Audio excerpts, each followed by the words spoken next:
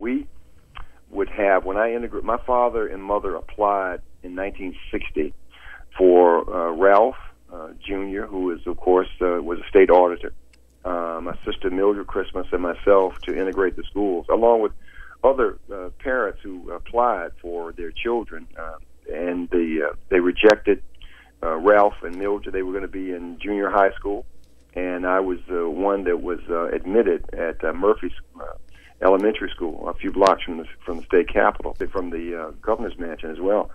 And there were numerous bomb threats. My father was president of the NAACP and led the marches. We would have bomb threats so often, and we would leave the house, go around the corner to my grandmother's house, Mrs. K, and stay at her house until the bomb was supposed to have gone off. Thank goodness it never did. And then we would go back to the house, sometimes the next morning, sometimes later that night. But it was a perilous time and frightening. And, it was just so interesting that we would leave and go to my grandmother's house, and she would be there with her wonderful countenance and always welcoming us in the face of danger herself.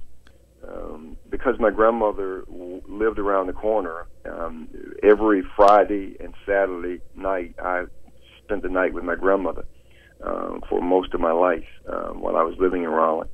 And I would sit next to her sewing machine, and we would talk and watch television, and she would sew.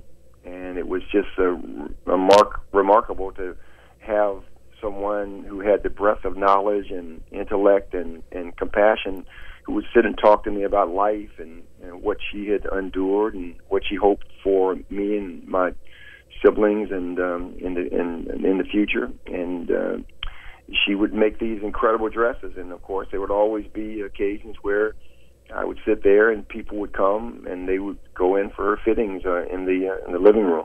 Of course, I would always stay and watch television while all of these very happy debutantes and their families or prospective brides and their families would come for their fittings. So it was an interesting juxtaposition. And nights we'd go there for refuge from bomb threats, and during the day, she was having many of these white socialites come to be fitted for dresses, and probably didn't realize that had been a refuge for the civil rights family. I would be at my grandmother's. Most of the women who would come for their fittings would come on Saturday, and as I say, I spent every Friday night and Saturday night at my grandmother's house. They would come for their fittings mostly on Saturdays and Sundays, and so it was not unusual to have 4 or 5 white families come, and then 3 or 4 black families come. So it was just an interesting way to see the parallel universes of these white and black families, but nevertheless, the only thing they would ever ask of me was if I would thread the needle. And that was my only contribution. They would say, your young eyes can see how to take the thread and get it through the eye of the needle, and I would do that and hand it back to my grandmother or to Aunt Lizzie or Aunt Mildred, and they would carry on with their incredible work.